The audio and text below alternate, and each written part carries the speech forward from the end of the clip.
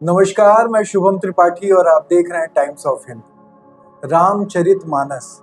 मानस मानस एक, आप कह सकते हैं ना कि इस शब्द का आप जब उपयोग करते हैं, जब किसी के चरित्र की बात होती है कि आप उस पे बहुत सारी चीज़ों को ज़हन में रख के उसको आगे बढ़ाने की कोशिश करते हैं, उस पे बहुत सारी चीज़ें आप सोचते और समझते हैं। तो इसी चीज़ों पे हमने एक पॉडकास्ट किया है। इसके पहले भी किया है और आगे भी करते रहेंगे। तो इसी सिलसिले में हमारे पास एक ऐसे व्यक्तित्व हैं और गोरखपुर उनकी जन्मभूमि है और भारतीय ज्ञान परंपरा और रामचरितमानस को लेके इन्होंने 14 देशों में अपना ज्ञान दिया और बच्चों को मोटिवेट भी करते रहते हैं। ये साहित्यकार भी हैं और रिसर्चर भी। गोरखपुर के इस पावन भूमि गोरक्ष पीठ से निकलते हुए इन्होंने बहुत कुछ किया है और अभी भी कर रहे हैं और अलग अलग हिस्सों पे ये काम कर रहे हैं। हमारा सौभाग्य है कि टाइम्स ऑफ हिंद पे इनकी आज उपस्थिति हुई है। बहुत पहले से हम प्लान कर रहे थे, लेकिन ये पॉडकास्ट आपको आज मिल रहा है और मुझे लगता है कि इस पॉडकास्ट के बाद बहुत सारे यूथ गोरखपुर में नहीं, भारत के हर एक कोने में जो यूथ हैं, जो सनातनी हैं और सनातनी के अलावा भी जितने भी बच्चे इस युवा अवस्था में हैं, उनको बहुत कुछ सीखने और समझने का मौका मिलेगा। हमारे सामने रमाशंकर शुक्ल जी हैं और इनका स्वागत है टाइम्स ऑफ हिंद में। तो नमस्कार सर। नमस्कार शुभम जी, टाइम्स ऑफ हिंद के इस ब्रॉडकास्ट में मुझे आमंत्रित करने के लिए आपको और आपकी पूरी टीम को बहुत बहुत धन्यवाद।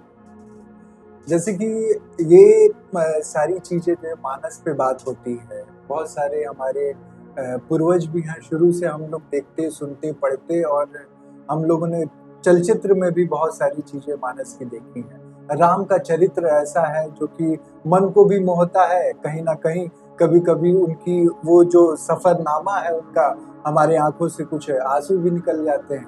तो ये चरित्र पे आप पूरा रिसर्च कर रहे हैं। तो मानस के इस मतलब जो बच्चों को आपने अभी तक सिखाया है, जो पढ़ाया है, तो हमारे जो व्यूअर्स हैं, जो हमारे चैनल को देखते हैं, उसमें बहुत सारे यूथ हैं। तो कुछ पॉइंट आउट करके आप चीज़ों को बताइए कि उनसे क्या सीख लेनी चाहिए सबसे पहले, और क्या अपने जीवन में कुछ नॉर्मल चीज़ें हैं जो राम के चरित्र से हम लोग ले सकते हैं। जैसे पूरा चरित्र तो लेना बड़ा मुश्किल है, लेकिन ये है कि कुछ अंश हम अगर ले पाएँ तो ये आपके जीवन के लिए भी अच्छा हो, प्रोफेशनल लाइफ के लिए भी अच्छा हो, अभी अगर आप विद्यार्थी हैं तो उसके लिए भी बहुत बेहतर है। तो कुछ संक्षिप्त में उन बच्चों के लिए मार्गदर्शन हो पाए तो बहुत बेहतर है। जी, जैसा कि आपने शब्द कहा राम जी। तो राम में जो रा का मतलब होता है वो है राष्ट्र। राष्ट्र। और म अर्थात मंगल। जी। यानी जो राष्ट्र के मंगल है वही राम है। जी। अब जब राष्ट्र की बात करते हैं तो हम कहेंगे कि भारतीय परंपरा या भारतीय वाङ्मय में राष्ट्र की क्या संकल्पना है, राष्ट्र को हम कैसे मानते हैं। जी। तो हमारे यहाँ कहा गया है कि अयम निजः परो वेति गणना लघु चेतसाम उदार चरितानां तु वसुधैव कुटुम्बकम। यानी इस वसुधा, इस धरती पे रहने वाला प्रत्येक व्यक्ति हमारा परिवार है, हमारे परिवार का हम अभिन्न अंग। तो जो राम है, राम आपको मैं बताना चाहूँगा कि जो श्री राम हैं, श्री राम या श्री राम से जुड़ा इनका जीवन चरित्र या राम कथा 111 देशों में गाई जाती है, पढ़ी जाती है, बोली जाती है। राम को धार्मिक पुरुष वैश्विक समाज नहीं मानता है कि ये किसी एक धर्म विशेष से आते हैं या फिर ये सिर्फ हिंदुओं के हैं या क्षत्रिय राजकुमार हैं। नहीं, राम को आध्यात्मिक पुरुष माना जाता है। दुनिया जो है श्री राम को आध्यात्मिक पुरुष के रूप में देखती है, क्योंकि राम को हम मर्यादा पुरुषोत्तम भगवान श्री राम कहते हैं। जी। मर्यादा यानी जो मर्यादित रहे, मर्यादित है इसलिए पुरुषों में उत्तम है, पुरुषोत्तम। और हम जैसे सामान्य सी बात है, हमारे आजकल का यूथ कहता है क्रिकेट का भगवान हम सचिन को कहते हैं क्योंकि बेस्ट है, उसमें वो बेस्ट है। तो इन्होंने अपने मर्यादित जीवन में ये बेस्ट थे, इसलिए हमने इनको भगवान की उपाधि दे दी। आप जब महर्षि वाल्मीकि कृत रामायण पढ़ेंगे, श्री रामचरितमानस को प्रभुपाद गोस्वामी तुलसीदास जी ने लिखा है, लेकिन हम कहें कि राम की संकल्पना कहाँ से आती है, तो राम के जीवन चरित्र को जनमानस तक पहले किसी ने पहुंचाया तो वो थे महर्षि वाल्मीकि।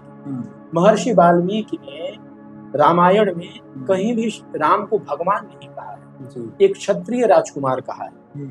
तो जब हम क्षत्रिय राजकुमार कहते हैं तो हमारे अंदर एक विश्वास डेवलप होता है कि श्री राम कोई भी बन सकता है, श्री राम की तरह जीवन कोई भी जी सकता है, और श्री राम की तरह जीवन जीकर हम उस रामत्व की सत्ता को प्राप्त कर सकते हैं, हम राम बन सकते हैं।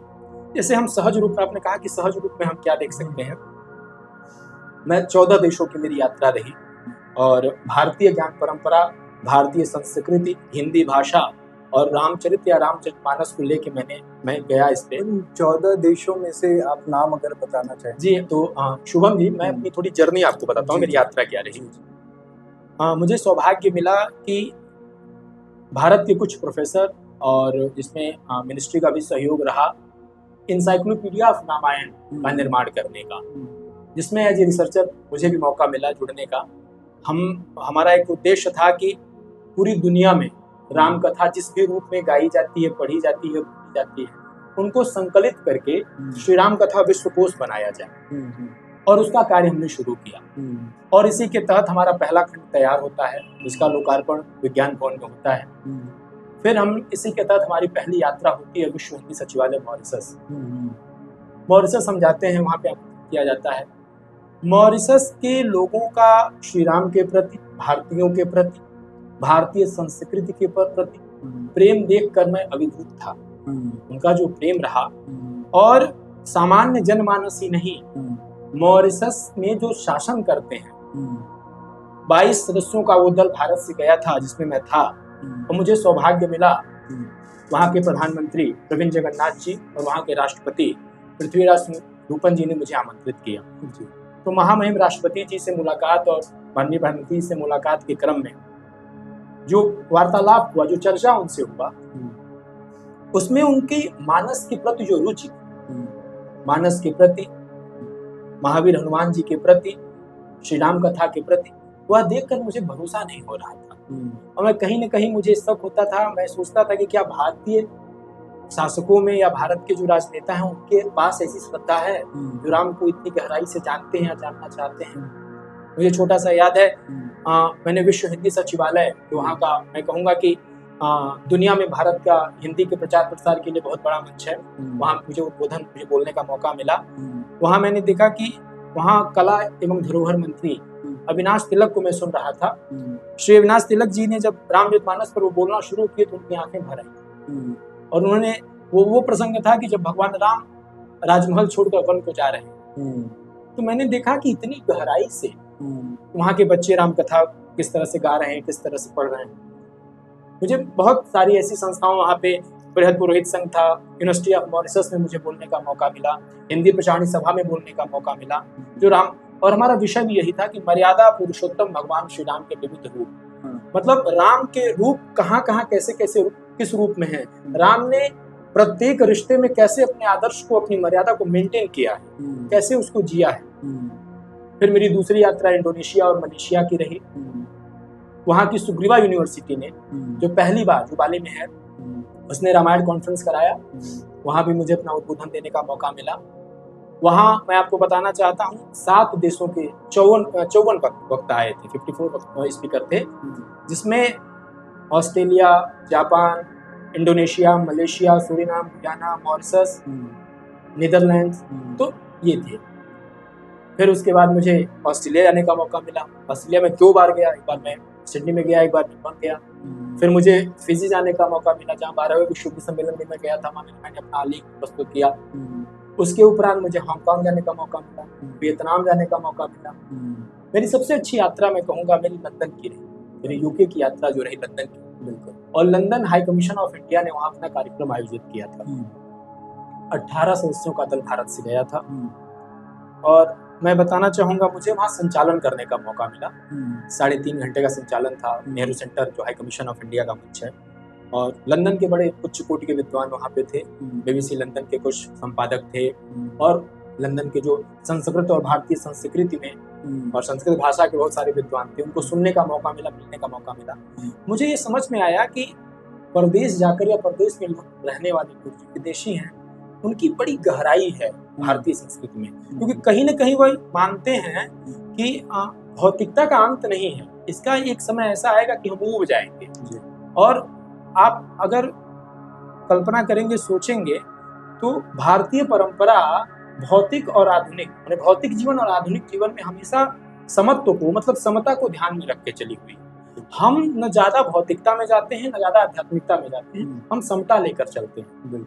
इसीलिए हमारे यहाँ अगर संस्कार की पद्धति पे आप जाएंगे तो इसीलिए हमने ब्रह्मचर्य, गृहस्थ, वानप्रस्थ और संन्यास बनाया हुआ है कि 25 साल आप मोह माया से दूर होकर विद्या अध्ययन करिए।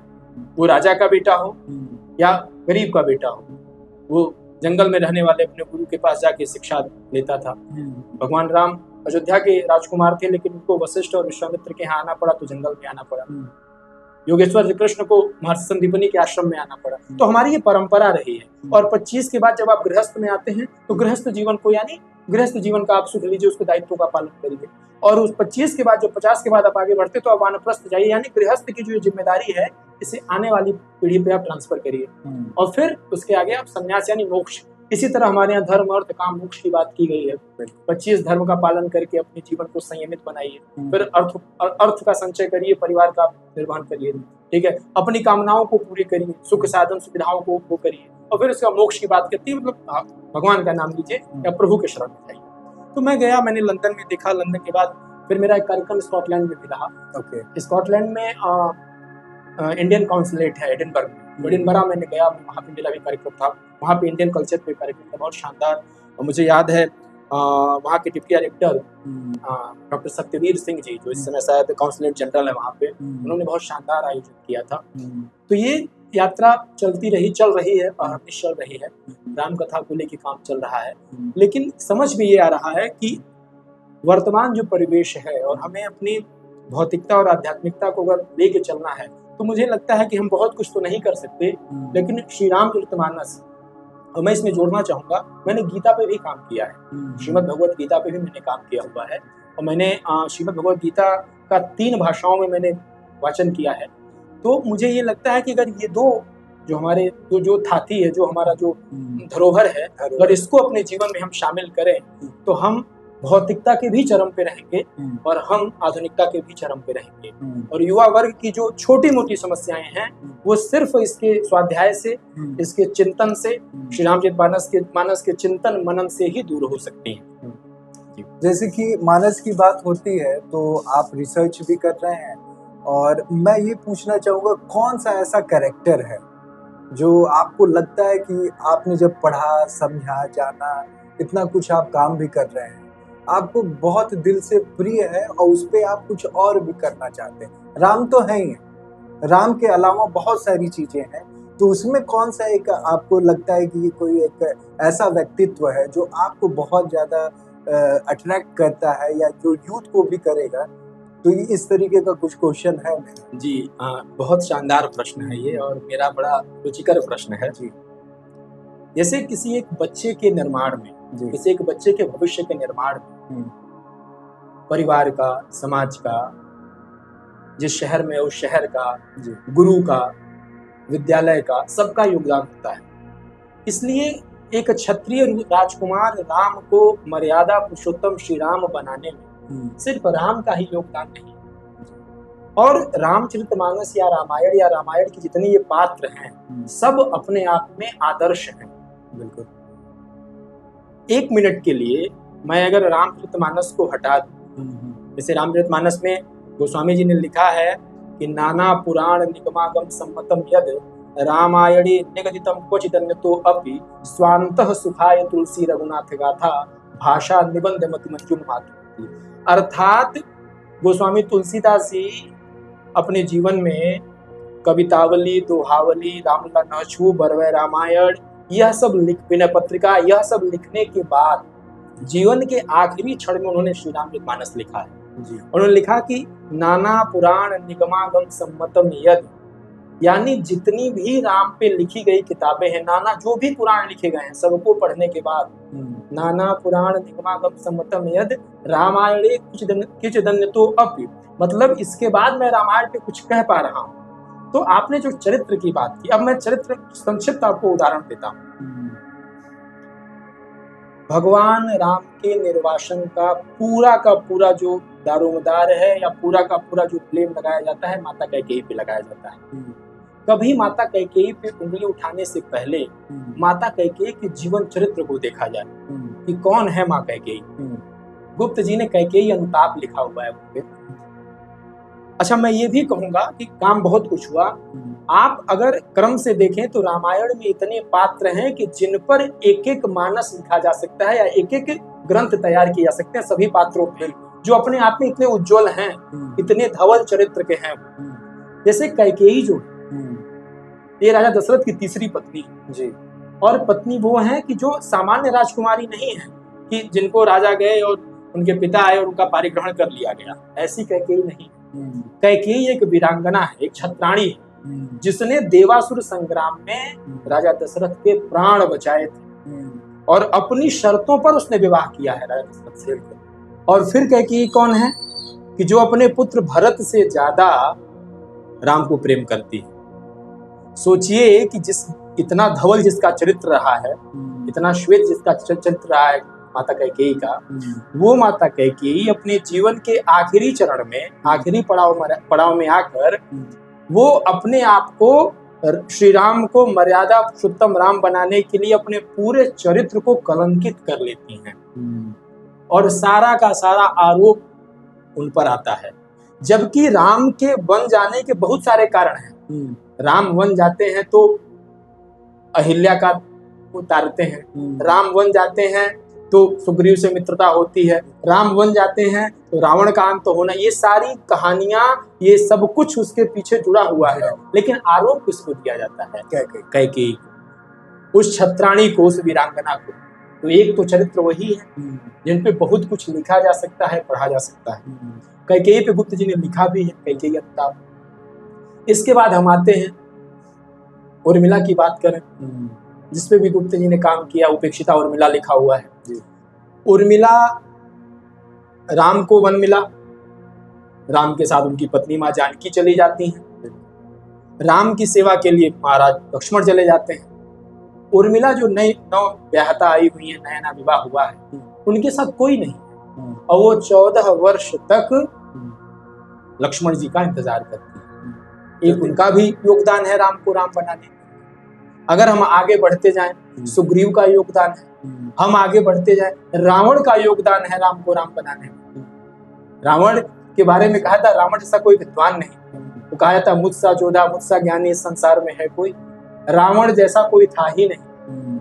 ये भी कहानियां आती है कि जब रामेश्वर लिंग का वो निर्माण करते हैं, भगवान शिव का जब रामेश्वरम की स्थापना करते हैं, तो वहां पर कोई इनको पंडित नहीं मिलता है, कोई पुजारी नहीं मिलता है। तो ये होता है कि रावण को बुलाइए। तो यहाँ पे थोड़ा सा मैं इस पे आपको हल्का सा रोकना चाहूंगा। रावण के पात्र पे जब बात आई है तो इसमें दो चीजें मेरे जहन में आती हैं और मैंने सुनी या पढ़ी है कहीं। एक, श्रीलंका में जब जाया जाता है तो जैसे ही रावण की बात आती है तो रावण को वहाँ पूजनीय माना जाता है, उसकी पूजा की जाती है। और दूसरी जगह एक क्वेश्चन और आता है कि रावण ने एक स्वर्ग में जाने के लिए एक सीढ़ी बनाई थी जो कि अधूरी रह गई, जब लंका जल गई तो वो खत्म हो गई। तो इन दोनों पे थोड़ा सा संक्षिप्त अगर आप कुछ बता पाए कि ये क्या कारण है। लंका वाली भी जो पूजनीय माना जाता है, क्योंकि एक तरीके से हम उनको जलाते हैं, वो पूजते हैं, तो कुछ तो कारण होगा। जैसे देखिए, व्यक्ति जिंदा नहीं होता है, उसके चरित्र जिंदा होते हैं, उसके कर्म जिंदा होते हैं। ठीक है, राम को हम सिर्फ उनके कर्म की वजह से याद करते हैं। जी, आप यह कल्पना करिए कि महाराज दशरथ के 4 पुत्र हैं, राम, लक्ष्मण, भरत, शत्रुघ्न। जी, लेकिन हम कहते हैं राम मंदिर बनेगा, उस मंदिर में लक्ष्मण भी तो रहते हैं, हम लक्ष्मण मंदिर क्यों नहीं कहते, भरत मंदिर क्यों नहीं कहते? बात ये नहीं है, बात ये है कि राम राम क्यों है। मैं रावण पे आता हूँ, राम राम क्यों?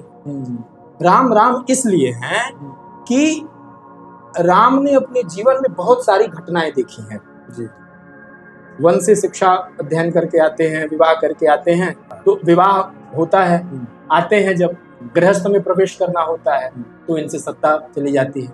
आप कल्पना करिए कि अब किस तरह का आदर्श उन्होंने प्रस्तुत किया है। तो इसमें यह है कि आप देखिए कि जैसे अगले दिन उनका राज्याभिषेक होना था और राज्याभिषेक के पूर्व की सारी जो मतलब रिचुअल होते हैं, जितनी चीजों का वो होता, सब हो गया था। राज्याभिषेक के पहले जो पूजा वगैरह की जाती है, जितना कुछ होता था वो सब हो चुका था। और राज्याभिषेक के एक रात पहले उनसे कहा जाता है कि आप जो है उनको वनवास दिया जाता है। बिल्कुल। अब मैं आपको राम का चरित्र दिखाता हूँ कि राम राम क्यों हैं, क्यों राम की ही बात की जाती है, क्यों लक्ष्मण या भरत या शत्रुघ्न। जब उनको बुलाया जाता है, दशरथ ने नहीं कहा है कि तुम बन जाओ, कहा ही नहीं अपने मुंह से। राम आते हैं मिलने की, पता चलता है कि उनके पिता जो हैं अचेत पड़े हुए हैं। भगवान राम मिलने आते हैं, तो जब मिलने आते हैं तो कहते हैं कि क्या है, तो बताते हैं कि ऐसी ऐसी बात, हमने वचन दिया है, ये सारी चीज। तत्क्षण वो अपने आप को वनवासी मान लेते हैं और वो जो राजसी वस्त्र था उसका त्याग करके भगवा धारण करके चले जाते हैं। उसी समय, अब देखिए ये राम है, ये दशरथ के पुत्र हैं, वहीं लक्ष्मण जी महाराज इनको बुलाते हैं, इनके पास आते हैं। तो इनके पास आते हैं, कहते हैं कि भैया, रामायण में महर्षि वाल्मीकि लिखते हैं, इन्होंने कहा कि भैया अयोध्या की सेना आपके साथ है और महाराज जो है अपनी पत्नी की बात में आ गए हैं और हम चढ़ाई कर देते हैं और सत्ता हासिल कर देते हैं। अब राम की दृष्टि देखिए कि जो अपने पिता को राम देखते कैसे हैं। राम कहते हैं, हे सौमित्र, लक्ष्मण जी को, तुम मेरे पिता की मजबूरी नहीं समझ पा रहे हो। उन्हें अपने पूर्वजों की कीर्ति को बचाने के लिए अपने वचन का भी पालन करना है और अपने सबसे प्रिय पुत्र को वनवास भी भेजना है। वो किंग कर्तव्य विमूढ़ वाले किस अवस्था में है वो, तुम इसको समझो। और वो उसके बाद जो बात कहते हैं वो कितना, मैं कहता हूँ युवाओं के लिए, हम सभी के लिए कितना स्वीकार करने वाली बात है। वो कहते हैं कि तुम इस धरती पर आओ, किसी के पति बनो या न बनो, किसी के पिता बनो या न बनो, कहीं के राजा बनो या न बनो, लेकिन इस लोक में, इस मृत्यु लोक, इस धरती पर आने के लिए तुम्हें किसी न किसी का पुत्र तो बनना ही पड़ेगा। बिना पुत्र बने तुम आ ही नहीं सकते हो, क्योंकि बच्चा जब गर्भ में आता है तभी वह किसी न किसी का पुत्र बन जाता है। तो हे लक्ष्मण, मेरा सबसे प्रथम धर्म जो है वो पुत्र धर्म है। इसके बाद सारे धर्म आते हैं कि मैं राजा हूँ, राजकुमार हूँ, क्या है, इसलिए मैं पिता के उस वचन का पालन करूंगा। रावण की आप यही जब बात करते हैं, रावण विद्वान था, जिसने जटाटवी जो तांडव लिख दिया, जटाटवी गलत जो जैसा वो लिख दिया, तो रावण की विद्वता में कमी नहीं है। लेकिन रावण चारित्रिक रूप से उसकी प्रवृत्ति जो थी राक्षसी थी। तो मनुष्य के गुण और कर्म ही याद किए जाते हैं। अब रावण श्रीलंका का था तो श्रीलंका वाले उसको कुछ भी मानते हैं। वहां मैं कहता हूँ कि हमारे जो पुराण बताते हैं या हमारा वांग्मय बताता है कि भाई श्रीलंका राक्षसों की नगरी थी और उसको उस रूप में देखा जाता है। लेकिन हम ये भी आप देखिए कि रामचरितमानस या राम के चरित्र को कहने के लिए कई भाषाओं में, कम्मन की रामायण कही गई है, दक्षिण भारत की रामायण कही गई है, ठीक है, रशिया की अपनी रामायण है, इंडोनेशिया की अपनी रामायण है, अलग अलग है। लेकिन हम जो शाश्वत मानते हैं वो महर्षि वाल्मीकि ये रामायण मानते हैं, जो जिसको महर्षि वाल्मीकि ने लिखा था। क्योंकि हम मानते हैं कि उस समय त्रेता युग में महर्षि वाल्मीकि थे और ये तक आता है कि जैसा इन्होंने रामायण लिखा वैसा ही भगवान विष्णु को जन्म लेकर वैसा ही नाट्य रूपांतरण और वैसा ही मंचन करना पड़ा, वैसा ही काम करना पड़ा। तो ये ज्यादा शाश्वत है। तो कर्म पूजक व्यक्ति पूजक नहीं होता, कर्म की उपासना होती है, इसलिए राम पूजनीय है। कहा यह भी जाता है, और अभी जनरेशन चेंज हो रही है और जो हमारे यूथ हैं उन चीज़ों को भी देखते हैं और कहते हैं कि हर साल रावण जलता है और उस हर साल इस कलयुग में वो साल बीतते दर बीतते दूसरा साल जब आता है तो फिर रावण जलता है। तो ये रावण खत्म क्यों नहीं होता है? ये हमारे अंदर का रावण है। मैंने फिर कहा कि रावण व्यक्ति नहीं है, रावण भाव है। वह कलुषित चरित्र है रावण। और ये जब तक मानव रहेगा, जिस तरह से प्रकाश के अस्तित्व को बताने के लिए, मानने के लिए अंधकार का होना आवश्यक है, उसी तरह से रावण और राम समतुल्य ही हैं। एक दूसरे के पूर्व, मैंने कहा कि पूरक हैं। आप ये भी कह लीजिए, मैं कहूँ अगर उस चारित्रिक, वो उसकी सारी विद्वता और सारी श्रेष्ठता पे वो धब्बा था, उसका चारित्रिक पतन, वो जो माता जानकी का हरण करता है जी। अगर वो नहीं करता तो उतना बड़ा शिव का उपासक हो रहा है, इतना बड़ा सारे देवताओं को बंदी बना के अपने यहाँ रखता था, ठीक है। ऐसा आता है कि भगवान ब्रह्मा आकर उसको वेद सुनाते थे। शनिदेव यमराज उसके यहाँ दरवानी करते थे, कैलाश को जो अपनी उंगली पे उठाया था, लेकिन उसका चरित्र दूषित था। तो हम रावण किसी मूर्ति या किसी व्यक्ति को नहीं जलाते हैं, हम अपने उस कलुषित चरित्र को जलाते हैं और हम याद दिलाते हैं कि ये हमारा चरित्र दूषित है, ये जलेगा और हमारे अंदर वो राम आने चाहिए। हमें राम का वो जीवन चरित्र चाहिए कि जो राम इतनी समस्याओं का सामना करते हैं, राज्य उनके हाथ से राज्य चला जाता है, पत्नी का हरण हो जाता है, अपनी सबसे प्राण प्रिया पत्नी जिसको वह जानते थे कि यह पत्नी हमारी पूरी तरह से शुद्ध है, लेकिन लोक के ये झंझावाटों से बचाने के लिए, लोक के प्रपंचों से बचाने के लिए उसका वो अग्निदाह करवाते हैं, अग्नि परीक्षा लेते हैं। ये तक करने के बाद वह उस पुरुष के जीवन में सबसे कठिन समय वो आता है कि जब उसको अपने पुत्र के खिलाफ खड़ा होना पड़ता है। राम के जीवन में वह भी समय आया है कि अपने पुत्र लवकुश के खिलाफ उन्हें हथियार उठाना पड़ा। लेकिन इस पूरे आप काल चक्र को देखेंगे, कहीं भी श्री राम ने ईश्वर को, विधाता को, किसी को दोषी नहीं बनाया। उन्होंने कहा ये मेरे कर्म फल है, मेरे प्रारब्ध हैं। कहा जाता है कि प्रारब्ध, पुरुषार्थ और क्रियमाण, हमारा जो पुरुषार्थ है, हमारा जो कर्म है, ठीक है, हम कर्म के जो हम कर्म आधारित जो प्रारब्ध करते हैं, जो पुरुषार्थ करते हैं, वही हमारा प्रारब्ध बनता है और फिर प्रारब्ध ही हमारे भाग्य का निर्वाह को करता है। आज हम आप बैठे हैं तो हमारे ये प्रारब्ध का ही फल है कि हम यहाँ बैठे हुए। तो मनुष्य अगर अपने कर्म को संचित कर ले, आप ये कल्पना, आप ये देखिए, मैं राम की ही बात न करूँ, कृष्ण की ही बात कर, कृष्ण की भी और इसमें आप जोड़ लीजिए कि दोनों चरित्र हमारे आदर्श चरित्र हैं। अगर महाभारत नहीं होता तो क्या 18 अध्याय और 700 श्लोक की गीता मिलती हमको? पवित्र पावनी गीता नहीं मिलती। आज पूरी दुनिया गीता पर रिसर्च कर रही है, रिसर्च करना चाहती है। वो दिन भी दूर नहीं, किसी गीता के माध्यम से। अभी मैं आपको बता दूं कि पंचतंत्र और श्रीमद् भगवत गीता और श्री रामचरितमानस को दुनिया के सर्वश्रेष्ठ ग्रंथों में शामिल किया गया है। ये माना गया है कि जीवन निर्वाह के लिए मानस से बेहतर कोई ग्रंथ नहीं। जीवन में माने भारत की दार्शनिकता को लोग कहते हैं पाश्चात्य दर्शन, भारतीय दर्शन की सबसे सटीक व्याख्या जो है श्रीमद् भगवत गीता है। श्रीमद् भगवत गीता और मानस के को अगर कोरिलेट किया जाए तो गीता में कृष्ण ने कहा है कि ये यथाम माम प्रपद्यन्ते तां तथैव भजाम्यहम्, जो मुझे जिस रूप में भजता है उसे मैं उसी रूप में प्राप्त होता हूँ। और कर्म के सिद्धांत को देखिए, कृष्ण ने क्या कहा। जब अर्जुन को भ्रम होता है, अर्जुन इस भ्रम में जा चुकी, मेरा गीता पे शोध है तो मैं अपनी बात रख रहा हूँ। जब इनको भ्रम होता है, कर्म अकर्म की बात आती है, तो कहते हैं कि मेरे सामने मेरे दादा खड़े हैं, मेरे पितामह खड़े हैं, मेरे गुरु खड़े हैं, मैं हथियार नहीं उठा सकता। तो कृष्ण ने क्या कहा है? कृष्ण ने ये कहा कि अर्जुन, तुम्हारे हाथ में सिर्फ कर्म है। तुम इस समय कुरुक्षेत्र में हो, तुम क्षत्रिय हो, तुम्हारे सामने खड़ा हुआ व्यक्ति तुम्हारा प्रतिपक्षी है और तुम्हारा सिर्फ एक धर्म है, तुम युद्ध करो। अगर युद्ध में तुम्हें विजय श्री मिलती है तो हस्तिनापुर का सारा वैभव, हस्तिनापुर का सारा वैभव तुम्हारा है, इसको भोगो। और हे अर्जुन, अगर तुम्हें वीर गति प्राप्त होती है तो जब तक भगवान भास्कर रहेंगे, जब तक माँ गंगा रहेंगी, जब तक आंगन में तुलसी की पूजा होगी, हे अर्जुन, तुम्हारा यह जो धवल चरित्र है, तुम्हारा जो कीर्ति है, इसका गान किया जाएगा, इसे गाया जाएगा। तो तुम्हारा तो कहीं से नुकसान नहीं है। अगर तुम लड़ते लड़ते विजय पाते हो तो हस्तिनापुर है एक तरफ, और लड़ते लड़ते अगर तुम वीर गति को प्राप्त करते हो तो तुम्हारी यश कीर्ति है, लोग सम्मान से तुम्हारा नाम लेंगे। और मैं तो नारायण हूँ, मुझे सब पता है कि इस युद्ध का अंत क्या होगा, फिर भी मैं अपने कर्म से बधा हूँ और मेरा कर्म यही है कि इस युद्ध में मुझे तुम्हारे सारथी का रोल अदा करना है और मैं सारथी बनकर तुम्हारे रथ पर खड़ा हूँ। और वही बात यहाँ मानस में कहे हैं गोस्वामी जी कि जाकी रही भावना जैसी, प्रभु मूरत देखी तीन तैसी।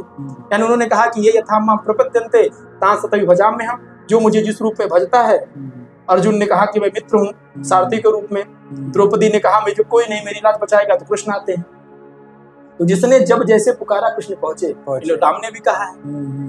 और मानस का वह लालित्य है, मानस का वह गौरव है कि जो किसान खेत में काम करता होगा, जो निपड़ होगा, जिसको कुछ नहीं आता होगा, वह भी कहता है कि होइए सोई जो राम रचि राखा, जो राम करेंगे वही होगा। और संसद में जो व्यक्ति खड़ा होता है या सर्वश्रेष्ठ किसी पद पे हो, या मैं कहूँ शिक्षा के उच्च सोपान पर हो, वह भी कहता है कि हानि लाभ जीवन मरण जस अपजस विधिहार। यानी सब ये जो चीजें हमारे जीवन में घट रही हैं, ये विधाता के उसमें है, ये विधि निर्धारित की हुई है, हम तो सिर्फ मंचन कर रहे हैं।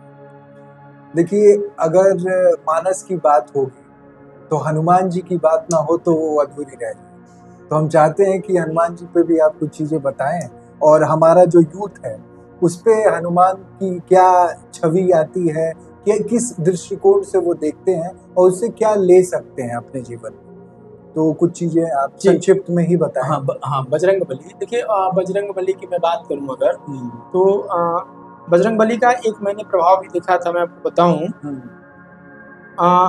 मॉरिशस में जी जब आप किसी के घर जाते हैं, जी वहाँ के मॉरिशस के पूर्व मुख्य शिक्षा अधिकारी, इस समय वो सेवानिवृत्त हो गए, आदरणीय ज्ञान धनुकचंद जी, तो मॉरिशस सरकार में शिक्षा अधिकारी थे। उनके घर जाने का मौका मिला मुझे, तो वहाँ हनुमान चौरा बनाया जाता है। अच्छा। हाँ, मतलब आप घर में प्रवेश करेंगे तो एक हनुमान जी की मूर्ति बनी रहती है, और वहाँ ये है कि आप घर में जा रहे हैं तो वहाँ पाइप लगा रहेगा, आप पैर धुलेंगे, फूल रहेंगे, आप तोड़ेंगे, हनुमान जी को चढ़ाएंगे, प्रणाम करेंगे और अंदर जाएंगे। बड़ा अच्छा मुझे लगा। उन्हें रक्षक माना जाता है कि ये रक्षक है। जहाँ तक अब मैं बात करूं हनुमान जी का, तो हनुमान जी को राम भक्त कहा जाता है और मंगल मूर्ति है, उनको ये माना भी जाता है। और मुझे लगता है कि उनको कहा गया कि वो अभी भी हैं, जीवित हैं, वो अजय अमर माना गया है। तो ठीक है, संकट मोचन है।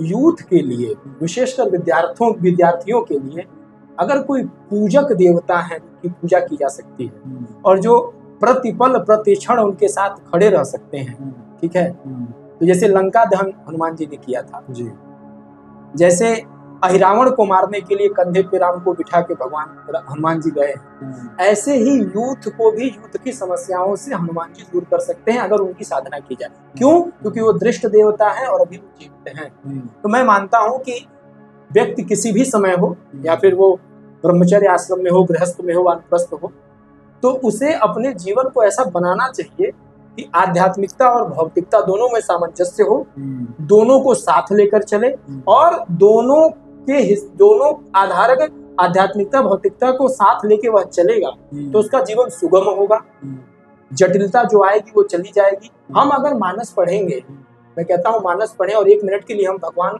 राम के आगे से, सामने से भगवान हटा दें, तो उनका जीवन जितने कष्ट में है, हमारा का जीवन बहुत बेहतर है, बहुत बेहतर, कोई कष्ट नहीं है। रामायण में है कि उनके कंपेयर कुछ नहीं है, कुछ भी नहीं। आप कल्पना करिए कि वो राजा के लड़के हैं, राजा के लड़के हैं और तत्क्षण उनको वन मिल जाता है और वो नंगे पैर बन जाते हैं। हमें आपको अगर दिल्ली मुंबई जाना है, मुंबई जाना है, तो हम व्यवस्था करते हैं सामान, उनको सामान भी नहीं लेके जाना है, खाने पीने की कोई व्यवस्था नहीं है वहां पे। जो वन जाता है वो वनवासी है, किसी सहयोग नहीं ले सकता, उन्हें कंद मूल के भरोसे रहना है, नदी का पानी पीना है। और वो मैं कहता हूं कि एक वचन के लिए एक व्यक्ति अपने घर का त्याग करता है, वो आदर्श पुरुष बन जाता है। आज की युवा पीढ़ी घर का त्याग करके बाहर आती है।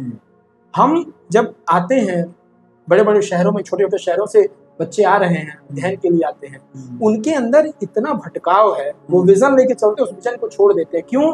क्योंकि उन्होंने जो अपने पिता के पास या अपनी माता के पास या अपने गार्जियन के, अपने अभिभावक से जो उन्होंने कमिटमेंट किया है, उसमें वो ठहराव नहीं है, वो दृढ़ता नहीं है।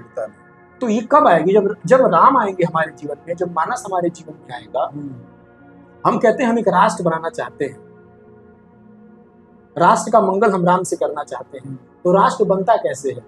कई जब समाज मिलते हैं तो एक राष्ट्र बनता है, और फिर प्रश्न आता है तो समाज कैसे बनता है? कई परिवार जब मिलते हैं तो एक समाज बनता है, तो परिवार कैसे बनता है? कई व्यक्तियों का जब एक समूह बनता है तो परिवार बनता है, तो व्यक्ति कैसे बनता है?